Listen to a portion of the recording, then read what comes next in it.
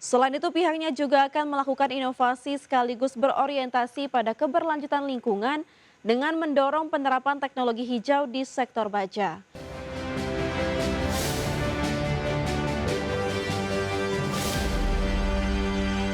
Pemirsa, Chairman di Indonesian Iron and Steel Industry Association, Muhammad Akbar mengungkapkan pihaknya akan terus memperkuat peran IISIA atau ISIA sebagai wadah kolaborasi industri baja nasional. Terlebih industri baja bukan hanya sektor ekonomi tetapi fondasi pembangunan bangsa. Selain itu pihaknya juga akan melakukan inovasi sekaligus berorientasi pada keberlanjutan lingkungan dengan mendorong penerapan teknologi hijau di sektor baja. Akbar menambahkan, industri baja nasional memiliki komitmen yang kuat untuk mempercepat transformasi menuju green steel atau baja ramah lingkungan, seiring meningkatnya tuntutan global terhadap produk rendah emisi. Menjadi upaya kita bersama, ya, bagaimana bisa seperti yang dikatakan upaya-upaya trade release gitu ya, upaya-upaya anti dumping yang memang sudah waktunya untuk kita laksanakan secara fairness, ya, sehingga kita sangat apresiasi oleh KADI, ya, sangat apresiasi bagaimana bisa menerapkan biaya masuk. Menteri Koordinator Bidang Perekonomian Erlangga Hartarto merespon pemangkasan proyeksi pertumbuhan ekonomi Indonesia oleh Bank Dunia yang sebesar 4,7% dari sebelumnya 4,8%. Erlangga menilai revisi tersebut merupakan hal yang wajar di tengah meningkatnya ketegangan geopolitik global. Penyesuaian proyeksi tak hanya terjadi terhadap Indonesia, tetapi juga pada sejumlah negara lainnya. Menko Perekonomian Erlangga Hartarto angkat bicara terkait penurunan proyeksi pertumbuhan ekonomi Indonesia oleh World Bank menjadi 4,7%. Menurutnya revisi tersebut merupakan hal yang wajar di tengah ketidakpastian global, terutama akibat meningkatnya tensi geopolitik yang mempengaruhi perekonomian dunia. Namun Erlangga menjelaskan bahwa penurunan proyeksi tidak hanya dialami Indonesia, melainkan juga terjadi di berbagai negara dan kawasan. Dengan situasi tersebut, pemerintah pun tetap menegaskan bahwa proyeksi pertumbuhan ekonomi Indonesia masih berada di atas rata-rata global yang diperkirakan sekitar 3,4%.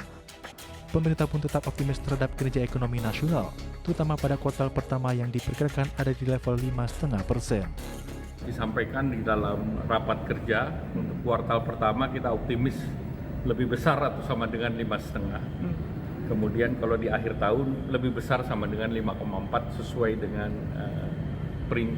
perkiraan APBN.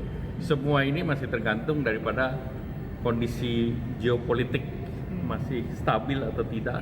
Yang sekarang kan dalam kondisi perang dan 2 minggu lagi tentu akan ada dinamika. Jadi selama ini kita terus saja mengadjust terhadap dinamika yang ada. Erlangga menambahkan bahwa Indonesia kerap mencatatkan realisasi ekonomi yang lebih baik dibandingkan prediksi lembaga internasional, sehingga target pertumbuhan ekonomi tahun ini masih berada di kisarannya. Dari Jakarta, Raharjo Patmo, Tim Liputan IDX Channel. Kembali bersama kami pemirsa, emiten produsen laptop PT Zerexindo Mandiri Buana Tbk memandang prospek produk elektronik masih menantang di sepanjang tahun 2026. Hal ini terjadi seiring ketidakpastian geopolitik global yang masih memanas dalam beberapa pekan terakhir. Corporate Secretary PT Zerexindo Mandiri Buana Tbk, Evan Jordan, menyampaikan bahwa konflik di kawasan Timur Tengah turut mempengaruhi rantai pasok termasuk dan biaya logistik. Dengan harga komponen elektronik global yang juga melonjak, pihak manajemen menerapkan pendekatan bisnis yang lebih konservatif pada tahun ini.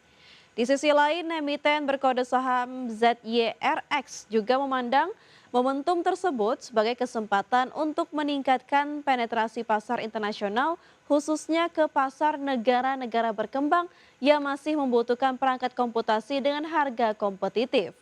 Sebelumnya pada tahun lalu, penjualan perusahaan masih didominasi pasar lokal yang berkontribusi 1,04 triliun rupiah. Sedangkan pasar ekspor baru menyumbang 134,4 miliar rupiah.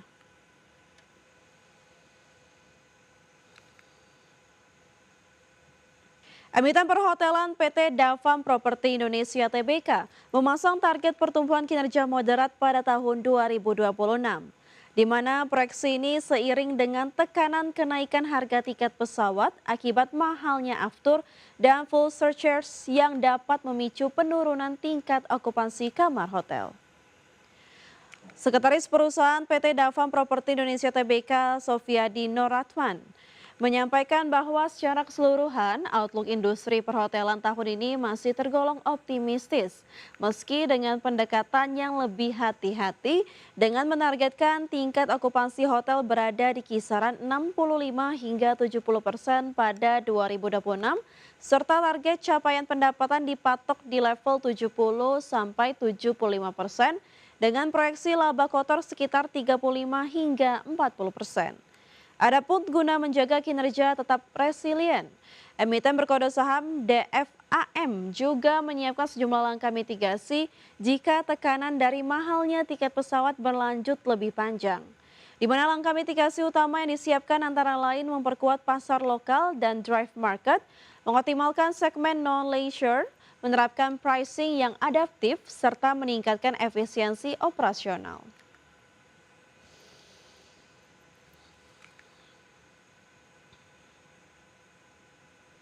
Pemirsa, Mitra Rumah Sakit PT Mitra Keluarga Karya Sehat Tbk mengalokasikan belanja modal sebesar 900 miliar hingga 1 triliun rupiah pada tahun 2026. Di mana alokasi CAPEX tersebut akan difokuskan untuk pengembangan rumah sakit baru serta peningkatan fasilitas di rumah sakit existing. Emiten Rumah Sakit PT Mitra Keluarga Karya Sehat Tbk mengalokasikan belanja modal sebesar 900 miliar hingga 1 triliun rupiah untuk mendukung ekspansi usaha, di mana alokasi CAPEX tersebut akan difokuskan pada pengembangan rumah sakit baru serta peningkatan fasilitas di rumah sakit existing. Salah satu agenda ekspansi yang tengah berjalan adalah pembangunan 2 rumah sakit baru berlokasi di wilayah Jabodetabek dan Jawa Timur, yang diharapkan rampung di kisaran kuartal 3 hingga kuartal 4 2026. Selain ekspansi organik melalui pembangunan rumah sakit baru, Perseroan juga tetap melakukan pengembangan pada sejumlah rumah sakit yang masih beroperasi.